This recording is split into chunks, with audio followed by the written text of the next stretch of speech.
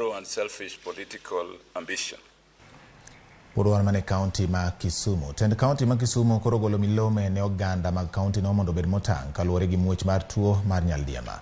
Migawo mar thieth kautenegi kod Dr. Gregory Ganda oyango ni giseyudo ripode mar ji ma osegamo tuono kende county ma Kisumu kend nitie dwaro mar mondo mi jopiny obed akicha kik gigam tuono.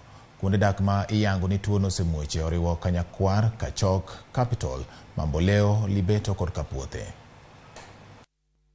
There's been cholera in 19 counties in Kenya, but it has been contained. But I think last week we noticed an increase in number of cases of diarrhea, although we've only confirmed 2 cases of cholera and 5 in the last 1 month. We have 2 epicenters, one in Nyalenda and one in Kisumu East, but the Nyalenda one seems to be the main epicenter in the county at the moment.